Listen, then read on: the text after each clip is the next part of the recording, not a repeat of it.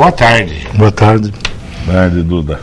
Bom, eu tenho a honra de receber hoje 2 ex-prefeitos de Bauru que marcaram presença muito importante na nossa cidade. O Tidei, além de ex-prefeito, foi deputado em 4 mandatos, e o Nilson foi um sindicalista histórico, foi deputado eleito e cassado também, e na época da Revolução, e que realmente conhece a palmo a nossa cidade e foram líderes importantes na nossa comunidade. Mas antes até de eu entrar no nosso problema doméstico, que são os problemas de Bauru atuais, eu gostaria que os dois falassem um minutinho cada um aí sobre a morte do nosso ex-vice-presidente José Alencar, que deixa um exemplo de resistência a uma doença cruel, onde ele, durante 14 anos, lutou para combater um câncer de estômago e morre dando um exemplo de que quem está vivo tem que servir a comunidade, com discursos que eu achava muito importante e até como consolo para determinados problemas. O Nilson primeiro, né, Tidei? Ele é bem mais velho que você, né? Pela idade e pela inteligência também, né? Nilson. Pela situação na mesa, eu seria o primeiro. Bom, o Zé Alencar, seria desnecessário nós falarmos dos seus predicados, porque é uma unanimidade nacional.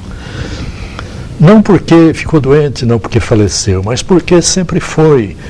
E é muito difícil na política alguém, ao longo de um mandato, de uma reeleição, conseguir o respaldo, o apreço da população.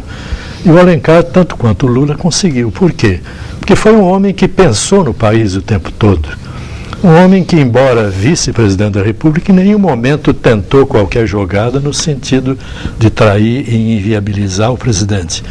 Por outro lado também, ele não desmereceu a sua origem de empresário, a sua origem de livre pensador, e em todos os momentos criticou a política econômica no que se refere ao juro estratosférico do nosso país. E eu só faria uma ressalva. Esse juro, trazendo para um assunto que talvez você vá abordar ao longo da entrevista, reflete na dívida do viaduto inacabado. Claro. Que foram emprestados 10 milhões, a prefeitura já pagou 70 e deve 100. Quer dizer, é uma política econômica que realmente condenável. O vice-presidente, embora amicíssimo do presidente, sempre fez valer a sua opinião de que era preciso atacar esse item defeituoso na condução da política nacional. É verdade, ele sempre criticou os juros e o volume de impostos também, né?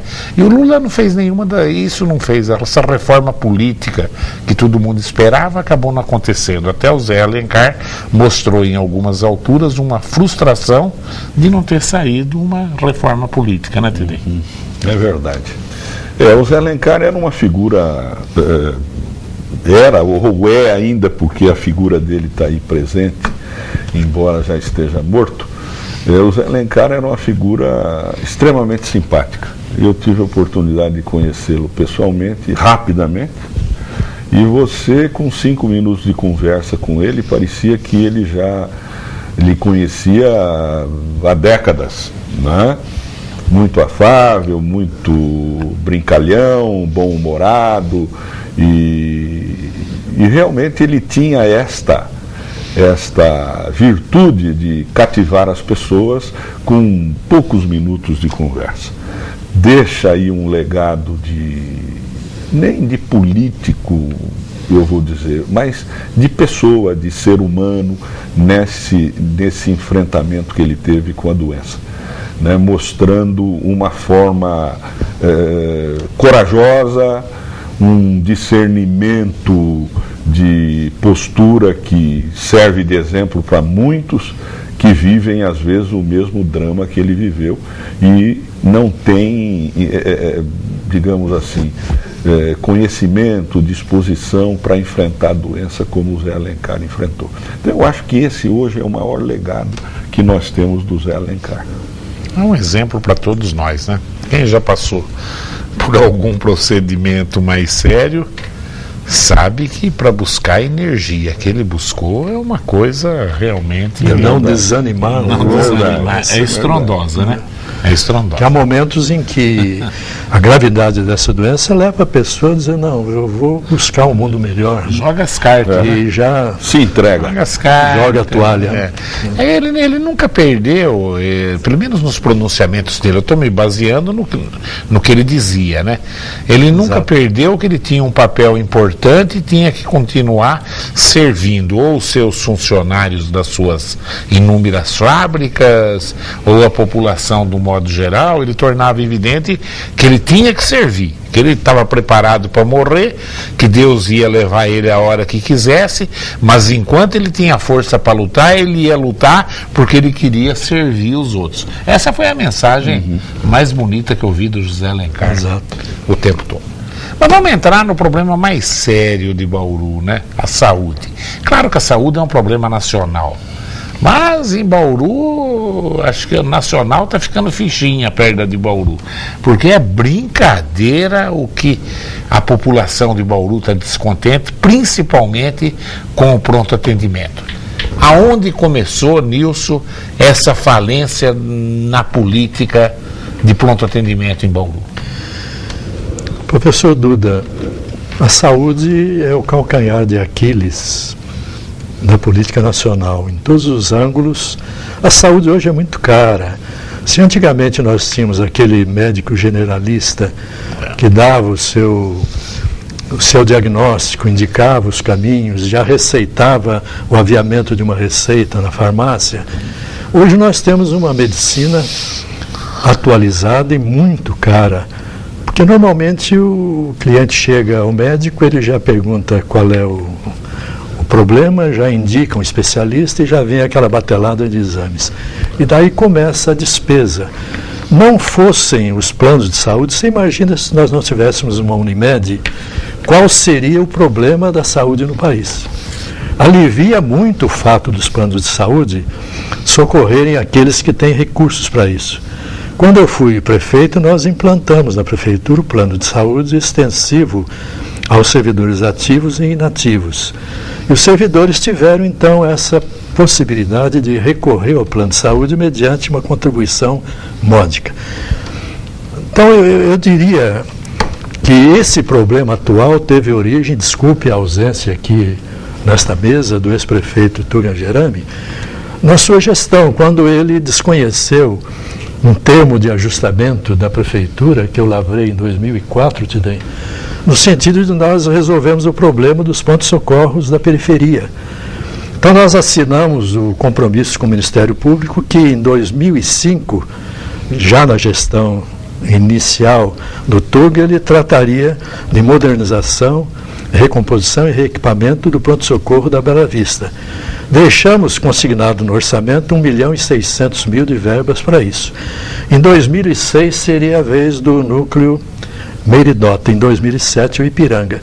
Com isso nós teríamos dado a esses pronto-socorros da região, da periferia, condições de não agravar o problema do pronto-socorro central. Mas o ex-prefeito entendeu seguir outros rumos e não cumpriu esse termo de ajustamento. E a partir daí eu acho que a saúde começou a se comprometer, porque Bela Vista deixou de atender, porque nos tempos anteriores, acredito na gestão do Tucano, no Tidei e na minha, nós tínhamos um atendimento na Bela Vista e lá no Meiridota, inclusive à noite, nos feriados, havia médicos para atendimento, não é isso? De modo que, com a supressão, o fechamento disso aí, nós tivemos um caos aqui no pronto-socorro central. A centralização da saúde que o Tuga fez foi uma lástima. Isso, a centralização também das administrações regionais, porque nós tínhamos as regionais funcionando, porque atendia a população ali perto, os moradores da região, não é isso? Então eu entendo que não estou responsabilizando o ex-prefeito Angerami pelo problema da saúde, mas colaborou bastante. As decisões que ele tomou, a meu ver, foram equivocadas. Nós falamos demais isso aqui na TV Prevê, demais. Ô, Duda e Nilson, eu tenho a impressão de que a questão da saúde no país é uma questão que ainda vai demandar muitos anos para que nós possamos avançar, né? São coisas importantes que precisam ser tomadas em termos de decisão, e isto gera uma despesa enorme, né? Você vê que o governo tem lutado com a questão previdenciária do INSS há muitos anos, e esse déficit da Previdência vem diminuindo à medida em que a população ganha condições de ter emprego com carteira assinada, né? Então, se você pegar a administração do Lula, durante os 8 anos que o Lula teve, houve a geração de empregos com carteira assinada, coisa de 8 milhões, 10 milhões, por aí. Isto significou receita para a Previdência, consequentemente também para a área da saúde, do SUS. E, consequentemente, também condições das pessoas terem os seus planos de saúde, né? Existe muita picaretagem nessa área de plano de saúde, mas você tem instituições sérias, né? Como aqui em Bauru a gente vê Unimed São Paulo, algumas outras instituições, São Lucas, são isso, são aquilo, que socorrem, né, a área da saúde. Em Bauru nós tivemos, no tempo que eu fui prefeito, a condição de poder, através da política que o Luiz Fernando Ribeiro pensou, e eu havia dito para ele, nós precisamos descentralizar, né? Descentralizar para aliviar o pronto-socorro central. E iniciamos a descentralização adaptando o que já tinha lá na Vila Ipiranga, transformando aquilo numa espécie de pronto-socorro. Era o pronto atendimento, era a porta de entrada para aquela vasta região oeste, inclusive para Piratininga. O pessoal de Piratininga, no sábado, domingo, que fechavam lá o núcleo de saúde lá em Piratininga, fechavam o núcleo de saúde, eles vinham aqui até hoje. Lá para a Vila Ipiranga. Nós acabamos adaptando também uma unidade que estava sendo feita no Meiridota para que fosse o pronto atendimento da Zona Leste. E construímos na Bela Vista uma unidade para pronto-socorro. Na Bela Vista, foi construído especialmente para ser pronto-socorro. E com isto, o pronto-socorro central passou a ser o que atendia para a Zona Sul. Então você tinha Zona Sul, pronto-socorro central, né, que é lá na parte sul da cidade, o da Bela Vista, que era na Zona Norte, o da Vila Ipiranga, que era na Zona Oeste, e o do Meiridota na Zona Leste. Este sistema era para ser reforçado nas administrações seguintes e até ampliado, na medida em que a cidade fosse crescendo. Mas isso, evidentemente, não teve resultado e foi sendo enfraquecido ao longo do tempo, o Nilson já abordou aí, de tal maneira que se concentrou no atendimento central tudo quanto é coisa que aparece no E não melhorou nada. E na medida também, e na medida também que os postos de atendimento, né, os núcleos de saúde não funcionam a contento, o cidadão com uma dor de barriga vai no pronto-socorro central. Machucou o dedão, frieira vai no pronto-socorro. Exatamente, né? Porque dor de barriga nos outros, né, é muito bom, mas quando você tem dor de barriga é uma desgraça. Então essa questão, eu acho que a administração aí está enfrentando, o Fernando Monte, tem um cronograma defasado, porque está se construindo algumas unidades, né, de atendimento nos bairros, mas não ficaram prontas ainda. Quer dizer, E além de ficar prontas, você tem uma outra questão que é o salário dos médicos, Claro. né, que precisa ser resolvido. Eu acredito que a médio prazo... Mas não dando aumento. Poderá- Eu acho que tem que fazer o prefeito tem que ter uma autorização para mudar médico. Porque tem médico que ganha mais de R$40 mil na prefeitura, viu, Tidei? Não sei. Mas eu sei. Não estou sabendo. E 1/3 dos médicos estão no pronto atendimento e 2/3 estão nas unidades de saúde. E ninguém quer ir para o pronto atendimento porque realmente... É um estresse, não tenha dúvida. entendeu? Não tenha dúvida. Chega lá É o um cara estresse. infartado, o cara levou um tiro, o outro Sei levou lá uma o que eles têm que facada. fazer para o Isso cara aí do é pronto atendimento ganhar mais complicado. que os outros. Né? A Câmara vai ter que aprovar alguma coisa em cima disso, né? Certo, professor Duda. Existia digamos assim, uma espécie de um abono para aqueles que trabalhavam no pronto-socorro, pronto-socorro. tanto para os médicos quanto para os funcionários. Não é? Você tinha aí um abono salarial que às vezes dobrava até o salário, né, para o atendimento no pronto-socorro central. Passava 5 anos, o cidadão incorporava esse abono, aí não queria mais ficar no...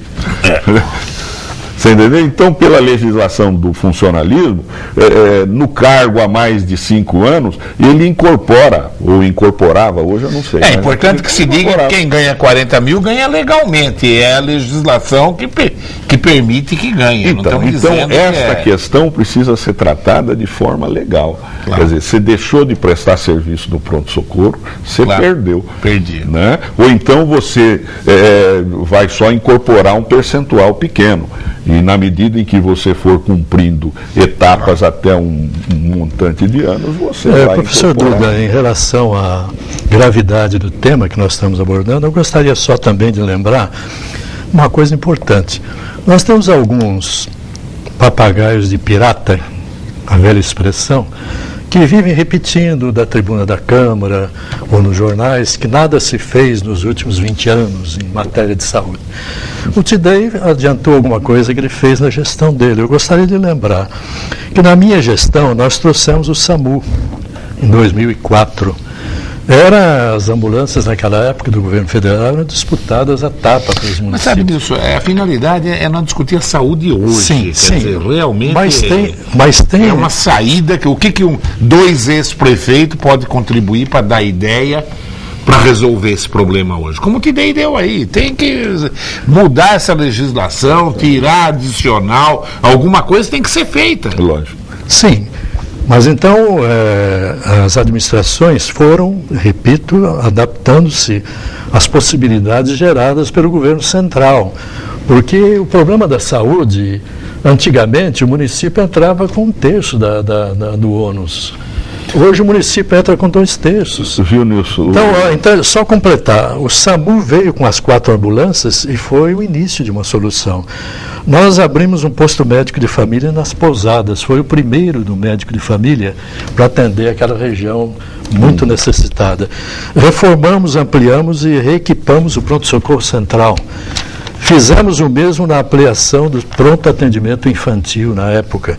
Construímos uma unidade de saúde do Jaraguá Santa Edviges. Eu acho que você Então fez essas muito bem. medidas deveriam ter continuidade. Claro. Viu, Nilson? Na medida em que tivessem Mas continuidade. a nossa finalidade Nilson, hoje... lá atrás, viu, só um minuto, Duda, para a gente relembrar algumas coisas que é importante. Né? Lá por volta de 1980, por aí, você ainda tinha uma estrutura estadual de atendimento da saúde, que era o centro de saúde. Aqui em Bauru tinha o centro de saúde central, né? Construíram todo aquele complexo para ser centro de saúde, para ser centro de puericultura, que era um centro de saúde voltado para criança. Né? Tinha o centro de puericultura. Aí você tinha o centro de saúde da Vila Falcão, tinha o centro de saúde lá da Vila Cardia, né? Isto era do Estado. Aí foi criado o SUDES, né? Sistema Único Descentralizado de Saúde.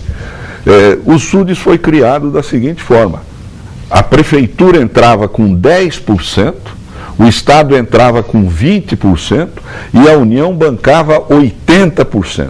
E aí iniciou-se a municipalização da saúde. Né? A municipalização.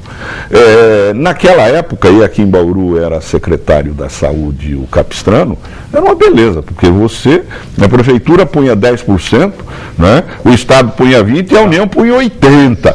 Porque foi criado o SUS ali, né? Exatamente. Aí o SUDES virou SUS. É Sistema Único de Mas Saúde. Mas prefeito daquela época, cidade falência, cuidou da saúde. Exatamente, porque recebia. Serrato em Pirajuí, Serrato, Casonato lá em Dois Córregos, o Jaco no Você chega nessa cidade e fala, aquele era bom. Quem cuidava da saúde. Por quê? E aqui o Tuga com o Capistrano aí, não é verdade? Claro, né? É verdade. Então tinha dinheiro da área federal que vinha a mãos cheias. Exatamente. Com o passar do tempo, foi diminuindo a participação. Né? Tanto é que você pega o orçamento municipal daquele tempo, né? Era destinado 5% do orçamento municipal para a saúde. Hoje está em 25% e não supre. Né, Nilson? Então, ao longo do tempo, a União foi retirando o seu corpo disto, foi deixando o município assumir, como o Estado também foi deixando o município assumir. E isto passou a ser um ônus. Então, hoje, o orçamento municipal é 25% para a educação e 25% para a saúde, se não for 30%. Né? Então, metade do orçamento é saúde e educação.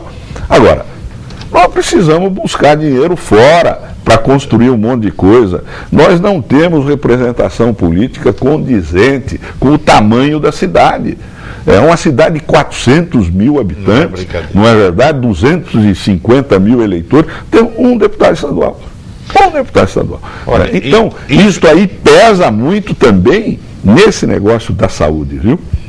Infelizmente já chegou um monte de perguntas. Eu falo infelizmente porque, embora eu vou estender mais o programa hoje, se o Samuel não aparecer aqui para ameaçar me demitir aqui na porta, eu vou continuar hoje. Tá preparado aí para ser um programa de mais de 40 minutos?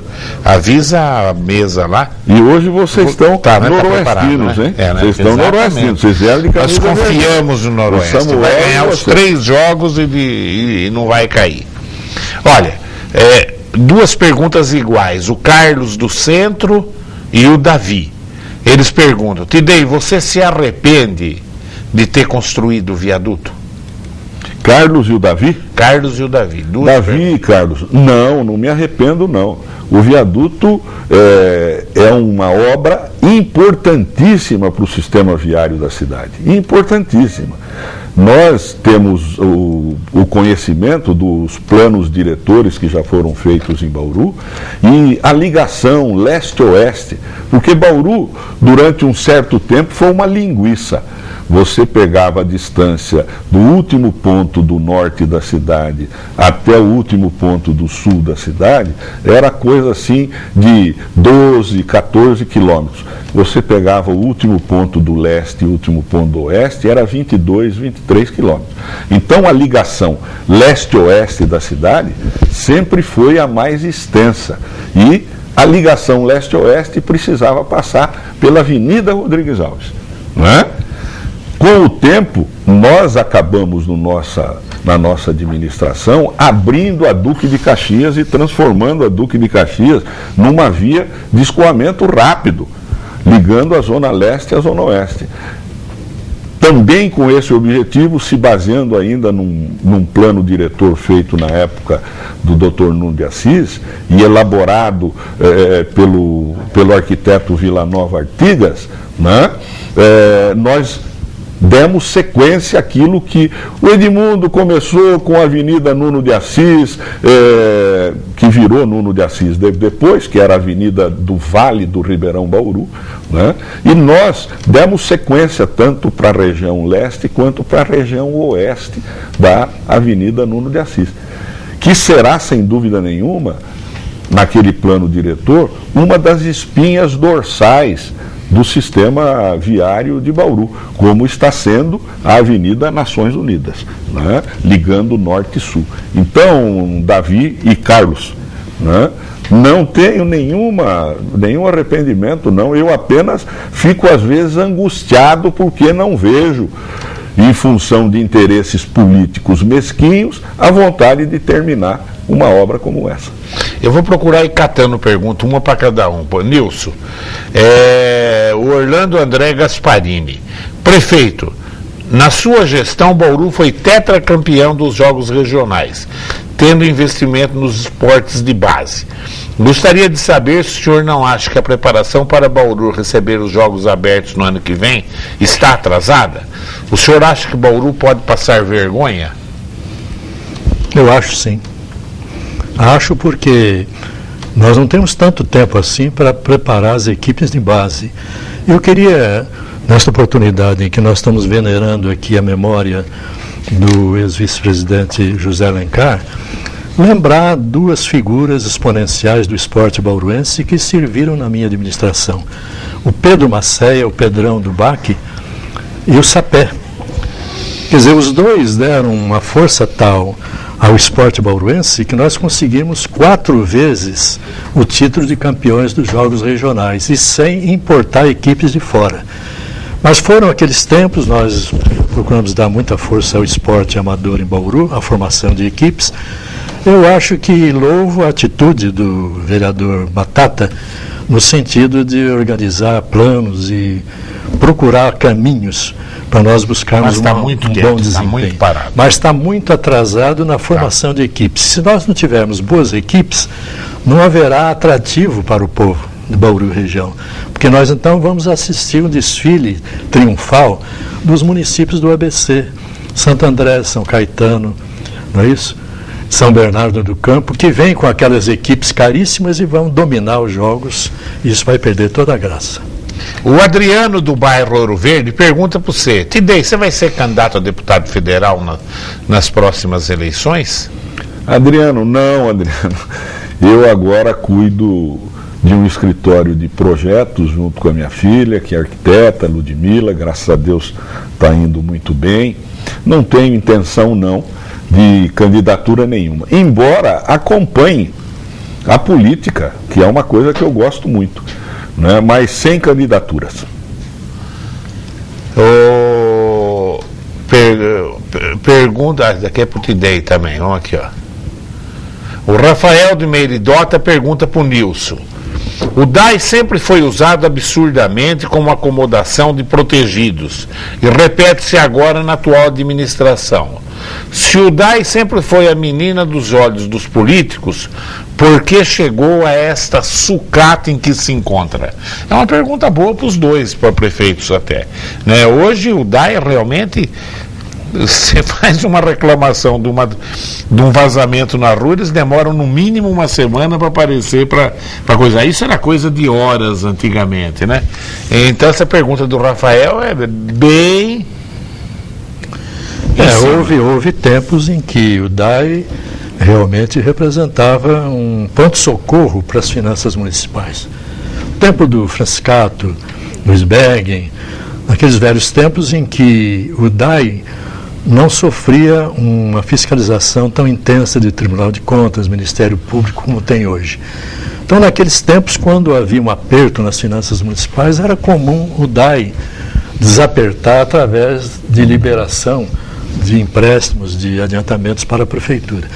Realmente, Bauru era uma cidade muito menor, com menos problemas, então os encanamentos todos eram recentes. Hoje nós temos já encanamentos aí que teria que trocar tudo isso no sentido de evitar vazamentos. Hoje, então, o DAI enfrenta um problema muito sério do gigantismo de Bauru. Agora, é preciso que a administração do DAI se apresse um pouco e procure soluções. Quer dizer, o problema que nós temos aí de tratamento do esgoto, que eu acho sempre foi o principal problema do município de Bauru, eu elegi na minha gestão o tratamento do esgoto como ponto básico. Nós mandamos projeto de lei à Câmara, pedindo autorização para o empréstimo da Caixa Econômica. A Câmara vetou. De 67 milhões. A Câmara engavetou até 3 dias antes de encerrar o mandato, e aí reduziu dos 67 para 25 e encheu o projeto de emendas. e o que levou a Caixa Econômica Federal a rejeitar a pretensão de Bauru. Então, hoje nós temos esse projeto de tratamento do esgoto andando a passos de tartaruga. Então, nós não temos ainda o laudo, o momento final do tratamento do esgoto, ainda estamos tratando dos emissários, embora a população esteja pagando há mais de 4 anos um fundo de tratamento do esgoto. Muito vazamento de água. Muito então, é preciso que nós tenhamos geralmente, dou razão ao telespectador, nós tenhamos um vigor maior do DAI no atendimento dos anseios da população. Está mal o DAI mesmo, né, Tidei? Está mal. Rafael, não foi sempre um cabidão de emprego para resolver problemas, não foi. Muitas administrações trataram o DAI com seriedade, né? Tanto é que se transformou em um órgão que é assim, digamos assim, a joia da coroa da prefeitura, não é? Opa, quando tem uma campanha... tem dinheiro. Exatamente, tem dinheiro, tem isso, tem aquilo. Era uma voz corrente. Agora, realmente precisa de uma sacudida grande com relação à parte técnica, à parte administrativa do DAI. O Nilson aqui abordou um fato que é verdadeiro.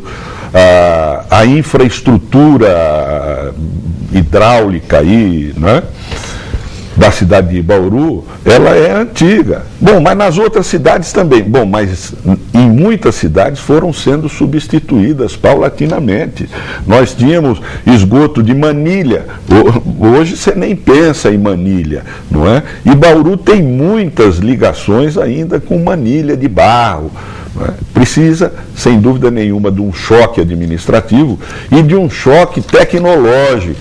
Essa é a grande verdade, né? Quanto ao tratamento de esgoto, o fundo que está aí, Nilson, eu acho que já está perto de uns 20 milhões de reais. 40 milhões. 40 milhões. Nós fizemos no nosso tempo algumas medidas que eram necessárias para dar prosseguimento a isso, que foi a implantação de muitos emissários de esgoto. Era o presidente do DAI, no tempo que eu fui prefeito, o Eric, um técnico, um engenheiro, e nós traçamos um plano de fazer uma rede de emissários para dar sequência ao tratamento de esgoto que viria no futuro. Eu acho que com esses 40 milhões que tem em caixa, o DAI já podia começar a fazer alguma coisa com relação ao tratamento de esgoto mais efetivo, né? Um plano de execução concreto. Não adianta você montar um caixa desse e não investir na parte... O Marcos Henrique do Jardim Terra Branca, ele falou, o Nilson já deu a opinião dele. E eu acho que a última administração do Tuga foi a pior de 30 anos. Eu gostaria de saber a opinião do Tidei de Lima. Quem é que... Marcos Henrique do Jardim Terra Branca. Marcos Henrique, a última... Você se focou na última administração do Tuga Geranda, né? E eu tenho a impressão que deixou a desejar de muitas formas. Quer dizer, foi uma administração com um espírito assim neoliberal, né? Desmontar a estrutura do Estado e não colocou nada no lugar. Então, desmontou a parte da saúde com o fechamento dos núcleos regionais de saúde e não colocou nada no lugar. O que aconteceu foi a sobrecarga no pronto-socorro central. Desmontou as regionais, né, que eram 5 regionais, que tinham maquinário, que tinha um atendimento mais próximo da população, e não se colocou nada no lugar, né? E nós tivemos então o agravamento da cidade com os buracos. O Duda lembrou aqui ainda numa conversa, os buracos e a saúde naquele período foram duas coisas absurdas que acabaram desestimulando o Tuga a buscar uma candidatura à reeleição. Então eu acho que essa própria falta de vontade, de disposição para disputa de uma reeleição já explica o nível do governo do Tuga Geranda. Tenta bem sintético, Nilson, o ponto positivo da administração do Rodrigo Agostinho e o ponto negativo. O ponto positivo é o dinamismo que ele imprimiu à administração nas coisas superficiais. Agora, o ponto negativo é que os problemas básicos de Bauru, na essência das necessidades públicas, não está sendo tocado na velocidade desejável. Então, os problemas antigos e crônicos permanecem enquanto nós estamos tendo digamos assim, um desempenho no enfeite da cidade, na participação de solenidades, etc. Mas isso não é tudo. Então, eu acredito que o Rodrigo deva ter agora consciência de um pouco mais de empenho nos problemas básicos para que se permita a ele êxito na tentativa de reeleição. Nilson, mesma pergunta, um ponto positivo. O Nilson já falou. Te dei um ponto positivo e um ponto negativo. O ponto positivo e o ponto negativo. Olha, Duda, eu acho que o Rodrigo, nessa juventude, um menino de 30 anos que chega na prefeitura, né, isso é muito interessante para uma cidade, né? Agora, a falta de um plano administrativo, um plano governamental, ouvir as pessoas que devem ser ouvidas, né? Eu acho que a montagem de um governo só ali com amigos de festas, amigos disso, daquilo, eu acho que faltou para o Rodrigo exatamente essa maturidade, né, que o administrador precisa para montar um governo equilibrado e para ter um plano de governo. Né? Eu acho que o grande erro dele... Só o número, né, de mudanças de secretário que ele fez, a gente já vê que historicamente nunca teve isso em Bauru. E às vezes nem ele... Acho que ele já trocou quase 20 secretários, e às 18 vezes, acho. E às vezes nem ele que fez, não é? Fizeram por ele. Tem esse papo aí, mas não acredito. Então, eu também não acredito nisso. Eu acredito que ele mande, ele é o dono da caneta. Esse papo aí todo mundo está ouvindo, que tem uma pessoa de um órgão importante aí, que é o prefeito oculto. É o prefeito oculto. Eu também não acredito. Eu acho só se for por vaidade, viu, porque Duda? Essa pessoa, se tem esse acesso ao Rodrigo, é por vaidade. Porque uma pessoa que não tem interesse nenhum em controlar o prefeito de Bauru. Mas vaidade é vaidade. Né? Então, eu acho que o grande problema dele foi não ter um plano de governo. Mesmo que ele não tivesse um plano de governo durante a eleição, mas quando assumiu, deveria fazer um plano de governo. O Ademir Miedes dá só um recado. Ele fala assim: olá, professor Duda e convidado. Professor, parece que o problema de saúde em Bauru é a falta de médicos, mas isso não é verdade. Uma televisão noticiou hoje: das 16 ambulâncias do município de Bauru, apenas 4 estão em funcionamento e as outras 12 estão em manutenção. Um absurdo. Você imaginou, Ademir, se as 16 estivessem funcionando, aí que não ia atender o povo que está lá. Acho que é só uma observação, Duda. 16 são as ambulâncias do SAMU. Mas fora as ambulâncias do SAMU, que são fornecidas pelo governo federal, né? Algumas delas não estão avariadas, algumas delas não estão funcionando ainda, porque falta documentação. Vieram recentemente, estão aguardando a regularidade para poderem funcionar. Mas é muito Tem, fora as ambulâncias do SAMU, há as outras ambulâncias da área da própria prefeitura. Né? Exato, também tem isso aí. E as outras ambulâncias dos planos de saúde aí, que estão várias. O Horácio Giacomini de Duartina, ele falou: Duda, quando que vai trazer o Aderaldo, nosso prefeito de Duartina? Nádia, eu já falei aqui, hein? A Nádia agenda o Aderaldo aí, que eu gosto muito do Aderaldo também, viu? O Marco Antônio, o Marco Antônio Lozano de Bauru aqui. Marco, infelizmente eu não pude comparecer no aniversário do seu pai, que eu faltei aquele dia, mas manda um beijo nele. Eu não conheço seu pai, mas se ele for tão bonito como você, deve ser perto do Brad Pitt, né? O Lozano é meu amigo do coração, permite que eu brinque assim com ele. Mas um beijão pro teu pai, viu? E realmente eu precisei viajar naquele dia por um problema de família, viu, Lozano? Um beijo pro você e um beijo pro seu pai, viu? Ele pergunta: Nilson Costa, Conforme o PP-MDB, o seu governo foi considerado uma tartaruga. E o do Agostinho, o que você acha? Você falou do Agostinho. Não, só responde nos se o seu era tartaruga. Nos tempos em que consideraram uma tartaruga, eu me considerei até honrado. Porque a tartaruga é um animal que não faz mal a ninguém, ela devagar e sempre vive um século, não é isto? E com toda a tartaruguice do meu governo, nós reequipamos os setores de saúde, nós recuperamos as finanças municipais, nós tornamos o esporte uma força viva na cidade.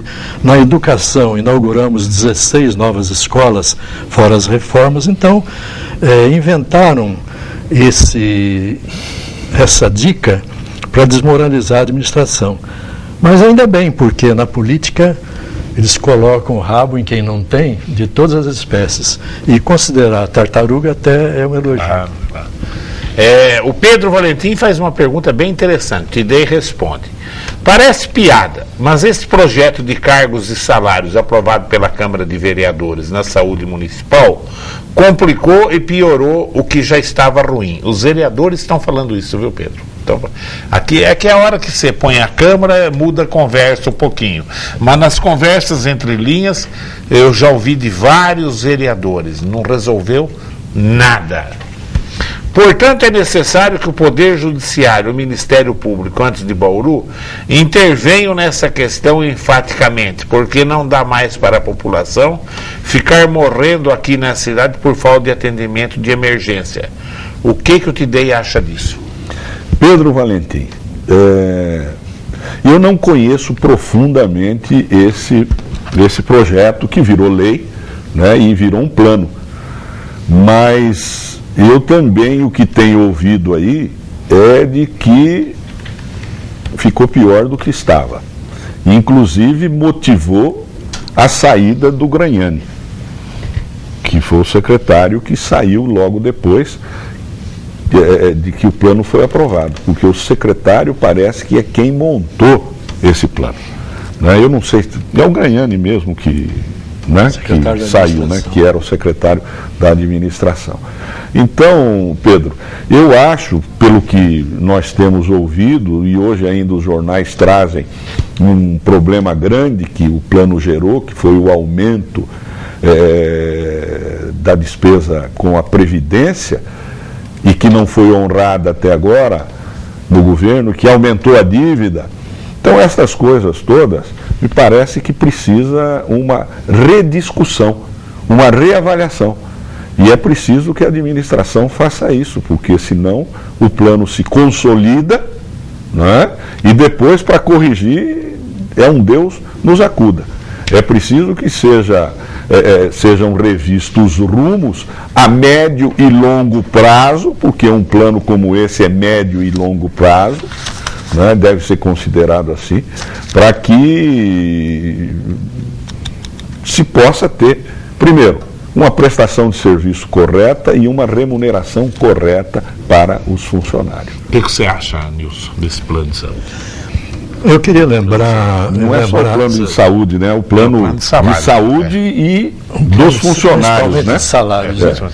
Mas eu queria lembrar o seguinte, quando ainda funcionário da Noroeste, eu entrei na Noroeste por concurso como auxiliar administrativo e depois fui a técnico de administração. Então eu participei de um teste aqui, fui classificado juntamente com 3 colegas ferroviários para nós irmos ao Rio de Janeiro participar de um curso da rede ferroviária para classificação de cargos, o plano de classificação de cargos da Estrada de Ferro Noroeste do Brasil. Eu aprendi durante esse curso de 3 meses que isto, mexer com classificação de cargos, é mexer em vespeiro. Exatamente. Se você não tiver um cuidado, não tiver técnica, não tiver um arrazoado suficiente, o que você vai fazer pode piorar a situação. Porque todos se consideram no direito de melhorar a situação. Por isso que eu falei, não é simplesmente dar aumento para médico. Tem médico que ganha 40 contos. Viu, Duda? E eu tenho... Ele vai ter aumento também. Se você só mexe... Eu ontem tive uma informação interessante até do ex-secretário de Saúde, João Sérgio Ribeiro.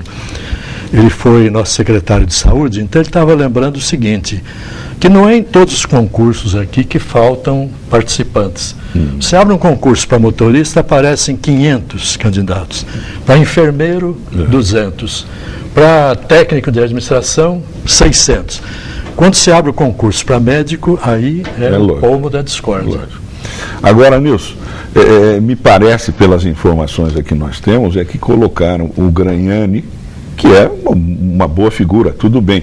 Mas para elaborar um plano, e ele não era a pessoa indicada para isso, porque ele não tinha vivência na área pública. Não participou de curso na rede ferroviária. Não participou do curso da rede ferroviária. Então ele não tinha vivência do serviço público.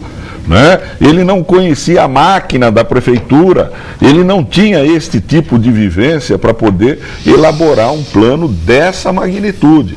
Né? E foi exatamente o que teria motivado a sua saúde logo após a aprovação do plano, quando viram, criamos um monstro, e agora? Bom, infelizmente agora já estamos com mais de 50 minutos, né? Também estamos abusando do Samuel Ferro. Nilson, mais alguma coisa?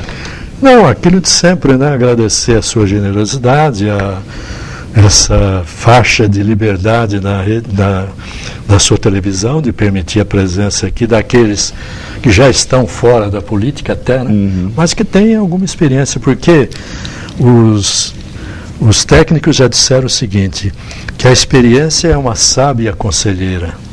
E aqueles que desprezam os conselhos da experiência geralmente não se saem bem. Muito obrigado pela oportunidade. Isso é muito importante, você que é jovem, né? Saber ouvir quem ouvir, isso é fundamental. Duda, eu queria dar aí uma palavrinha com relação ao esporte. Eu que participei de vários jogos abertos. Você ganhou também? Cerca de 15. Não, eu tenho uma medalha de terceiro lugar de basquete nos Jogos Abertos. Eu sei disso. Né? Então, tive uma participação na seleção paulista, fui lembrado para a seleção brasileira uma vez, mas tudo bem, não é isso. O importante é que Bauru vai sediar e realmente nós não temos ouvido notícias de que a cidade está se preparando para sediar um evento que é uma espécie de uma mini Olimpíada. Né? Eu fico preocupado com relação a instalações, o Nilson falou das equipes, né? Eu fico preocupado com as instalações e também com as equipes, porque também acho que o público de Bauru, quando tiver que ir aplaudir São Bernardo contra São Caetano, realmente não vai ter estímulo para ir. Não é? Se fosse Bauru e São Caetano, Bauru, São Bernardo, aí teria estímulo para ir. Eu, quando assumi a prefeitura, a última edição de Bauru nos Jogos Abertos, Bauru ficou em 28º lugar. Quando eu deixei a prefeitura, Bauru estava no 5º lugar dos Jogos Abertos. Os últimos Jogos Abertos no meu governo, Bauru pegou 5º lugar. Né? Foi uma motivação. Nós trouxemos, inclusive, técnico russo para ginástica olímpica. Nós transformamos um ginásio em ginásio de ginástica olímpica. Quer dizer, Bauru chegou a ter uma representação na área de ginástica olímpica que ganhou medalha dos Jogos Abertos. Né? Isto tudo leva tempo para você fazer. Né? Então eu torço para que o Batata e o Rodrigo, prefeito, né, consigam dar condição para Bauru de instalações, de bem receber os atletas e de poder também abrigar o público nos eventos e também possa ter time para isso. Não é? Então, eu queria deixar aqui ao final os meus agradecimentos aqui ao Duda, à TV Prevê, e a alegria de poder estar outra vez com os teleouvintes aqui da TV Prevê, que sempre nos brindam com as perguntas e com a participação. Bom, continue aí entrando no site da TV Prevê, www.tvprev.com.br, e vota lá. Você é a favor de aumentar o número de vereadores em Bauru? Por enquanto, 84% das pessoas estão dizendo que são contra e 16% são a favor. Então entra e vota na nossa enquete aí, que no fim da semana que vem nós vamos fechar essa enquete. Eu quero agradecer de coração a presença do Nilson e do Tidei. Obrigado. Duas pessoas que muito contribuíram para essa cidade. E pedir que você continue aí ligado nos horários alternativos da TV Prevê. Tchau.